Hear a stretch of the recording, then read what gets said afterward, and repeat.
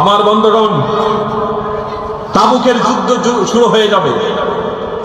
হুজুর পাক সাল্লাল্লাহু আলাইহি ওয়াসাল্লাম বলছেন, সাহাবায়ে কেরামদেরকে বলছেন, তোমাদের যার যা আছে সব দিয়ে দাও। হযরত আলী, হযরত ওমর ফারুক রাদিয়াল্লাহু তাআলা আনহু, হযরত ওসমান জিন্নুরাইন রাদিয়াল্লাহু তাআলা আনহুমা, হযরত সবাই দিলেন। পরিশেষে হুজুর বললেন, সবাই তো সবকিছু দিলে, কিন্তু আমার আবু বকরকে তো দেখি না। হযরত আবু বকর রাদিয়াল্লাহু তাআলা আনহু, হযরত আবু বকর রাদিয়াল্লাহু তাআলা আনহু একটা পিলারে রোতে দাঁড়ানো ছিল। তিনি আসলেন, একটা পোটলা হুজুরের হাতে দিলেন। হুজুর পোটলা ঝাড়লেন, দেখলেন কিছু জব আর কিছু দেরহাম। হুজুর হযরত আবু বকর রাদিয়াল্লাহু তাআলা আনহুর চোখের দিকে তাকালেন, দেখলেন চোখ বেয়ে বেয়ে, দাড়ি বেয়ে বেয়ে পানি টপ টপ করে পড়ছে। হুজুর বললে সাহাবায়ে কেরামদেরকে উদ্দেশ্য করে বলছেন, ও সাহাবায়ে কেরাম, তোমরা আজকে যে যা দান করেছো সবার দানের তুলনায় আমার আবু বকর যে দান করেছে সেই দানটা আল্লাহ তাআলার কাছে মঞ্জুর হয়েছে, সবচেয়ে দামি দান হয়েছে। সুবহানাল্লাহ। সাহাবাদের মনে প্রশ্ন জাগলো, আমরা এত এত দিলাম, হযরত আবু বকর তো এত দিতে পারে নাই, অত দিতে পারে নাই, তার দান কিভাবে এত উত্তম হলো? হুজুর বিষয়টা বুঝতে পারলেন, সাহাবাদেরকে প্রশ্ন করলেন, ও সাহাবী, তুমি কত দিয়েছো আর বাড়িতে কত রেখে আসছো? কেউ বলল অর্ধেক দিয়েছি, অর্ধেক বাড়িতে রাখছি। কেউ বলছে 3 ভাগের 2 ভাগ আপনার দরবারে এনেছি, আর 1 ভাগ বাড়িতে রেখে এসেছি। কেউ বলল কি যে 3 ভাগের 1 ভাগ রেখে এসেছি, 2 ভাগ এনেছি। কেউ বললেন 2 ভাগ বাড়িতে রেখে এসেছি, 1 ভাগ আপনার কাছে আনছি। পরিশেষে হযরত আবু বকরকে বলা হলো, আবু বকর, তুমি কি এনেছো আর তোমার বাড়িতে কি রেখে এসেছো? হযরত আবু বকর বলেন, ইয়া রাসূলুল্লাহ, ইয়া হাবিবাল্লাহ, জাগতিক সম্পদ বলতে যা কিছু বোঝায় হুজুর সবটুকু আমি আপনার দরবারে হাজির করেছি, আর আমার বাড়িতে আল্লাহ এবং আল্লাহ রাসূলকেই রেখে এসেছি। সাহাবাদের আর বুঝতে বাকি রইল না, হযরত আবু বকরের যা ছিল তাই তো ইসলামের জন্য দিয়েছেন। বুখারী শরীফের আদেশ শোনো, আব্দুল উজ্জা নামক একজন ব্যক্তি হুজুর হিজরত করলেন। এই আব্দুল উজ্জা চাচার কাছে লালিত পালিত হচ্ছিলেন। হুজুর হিজরত করার পর এই আব্দুল উজ্জা চাচাকে বলছেন, চাচা, মুহাম্মদ সাল্লাল্লাহু আলাইহি সাল্লাম কি আপনার কেমন মনে হয়? তিনি বললেন, আমার তো ভালো মনে হয়। আব্দুল উজ্জা বলছেন, চাচা, যদি তাই মনে হয় তাহলে চলেন তার হাতে কালেমা পড়ে মুসলমান হয়ে যাই। চাচা বলছেন, ভাতিজা, এটা কখনো সম্ভব না। এবার আব্দুল উজ্জা বলছেন, চাচা, দীর্ঘদিনের আশা ছিল আপনাকে সাথে নিয়ে একসাথে কালেমা পড়ে মুসলমান হব।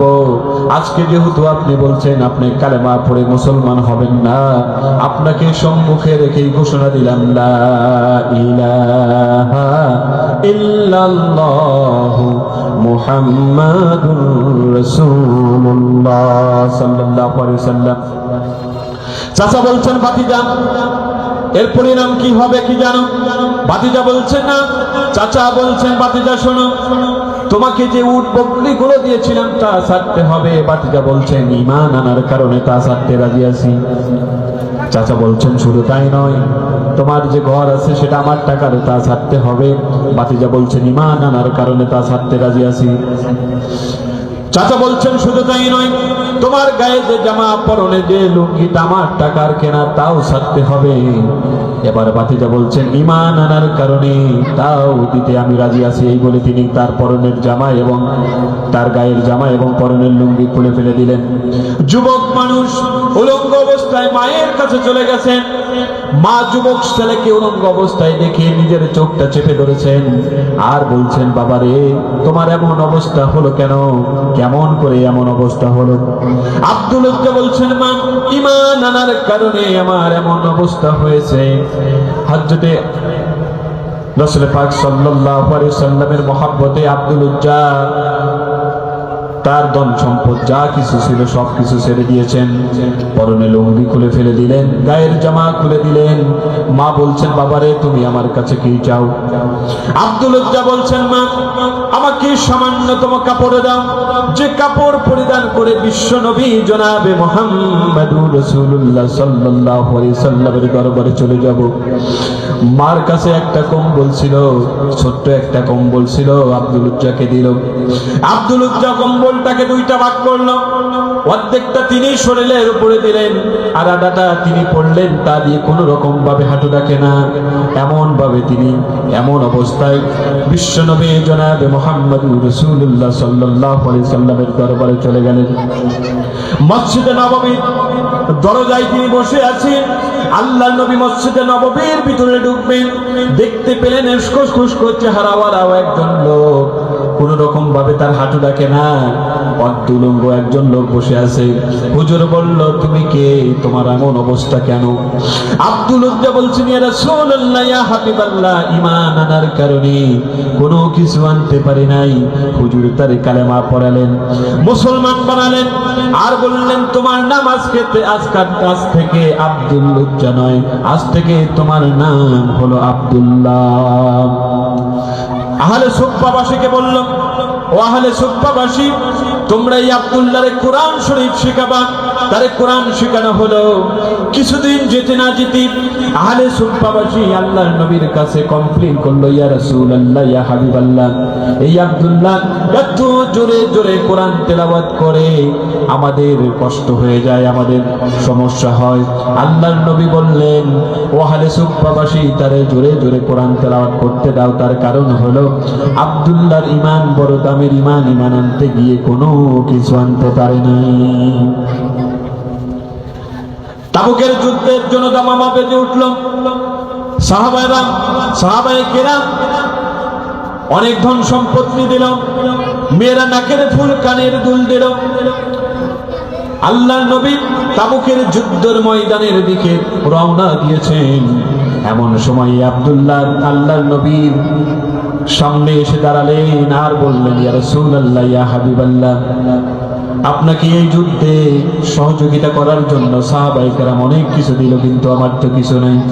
হুজুর, আপনি দোয়া করুন আমি যেন এই যুদ্ধে গিয়া শাহাদাত বরণ করতে পারি। আমার জীবনটা ইসলামের জন্য আমি উৎসর্গ করে দিলাম।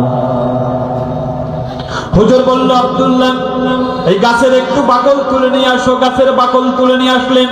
হুজুর নিজের হাতে তার হাতে বাঁধায়া দিলেন আর বললেন, রব্বুল আলামিন, এই আব্দুল্লাহ রক্ত কাফেরদের জন্য আমি হারাম করে দিলাম। হযরত আব্দুল্লাহ বলছেন, ইয়া রাসূলুল্লাহ, ইয়া হাবিবাল্লাহ, আমি চাইলাম যুদ্ধে যাব, শাহাদাত বরণ করব, আপনি আমার জন্য কি দোয়া করলেন? হযরত মুহাম্মদ রাসূলুল্লাহ সাল্লাল্লাহু আলাইহি সাল্লাম বলেন, আব্দুল্লাহ, এখন যদি তোমার মৃত্যু জ্বরের ভিতরেও হয়, আল্লাহ তোমাকে শাহাদাতের মর্যাদা দান করবেন। হুজুর তাবুকের যুদ্ধে চলে গেলেন। 2-3 দিন পরে খবর আসলো, এই আব্দুল্লাহ কিছুদিন জ্বর রোগ করে ইন্তেকাল করছেন। রাত্রিবেলা দাফন হবে। একজন ব্যক্তি কবরের ভিতরে নেমেছেন, 2 জন ব্যক্তি লাশ বহন করে নিয়ে আসতেছেন। একজন ব্যক্তি কবরের পাশে দাঁড়ায় একটা বাতি জ্বলে ধরে নিয়ে আসেন। কবরের ভিতরে যিনি নেমেছেন তিনি আর কেউ নন, তিনি হলেন মুহাম্মদুর রাসূলুল্লাহ সাল্লাল্লাহু আলাইহি ওয়াসাল্লাম। কবরের পাশে দাঁড়ায় বাতি যিনি ধরে আছেন তিনি হলেন হযরত বেলাল রাদিয়াল্লাহু তাআলা আনহু। আল্লাহ বহন করে যিনি নিয়ে আসতেছেন, একজন হলো হযরত ওমর, আরেকজন হলো হযরত আবু বকর রাদিয়াল্লাহু তাআলা আনহুমা। তাকে মাদফুন করে দিলেন। মাদফুন করে দিয়া আল্লাহর নবী দুহাত আল্লাহর দরবারে বাড়ায় দিলেন আর দোয়া করলেন, রব্বুল আলামিন, আজকের এই সন্ধ্যা পর্যন্ত এই আব্দুল্লাহর প্রতি আমি রাজি খুশি ছিলাম, আল্লাহ তুমিও আব্দুল্লাহর প্রতি রাজি খুশি হয়ে যেও। হযরত ইবনে মাসউদ রাদিয়াল্লাহু তাআলা আনহু চিৎকার দিয়ে বলছেন, হায় আল্লাহ তাআলা, আজকে যদি এই কবরের ভিতরে আব্দুল্লাহর লাশ না হয়া আমার লাশ হতো, আমার জীবন তো ধন্য হয়ে যেত।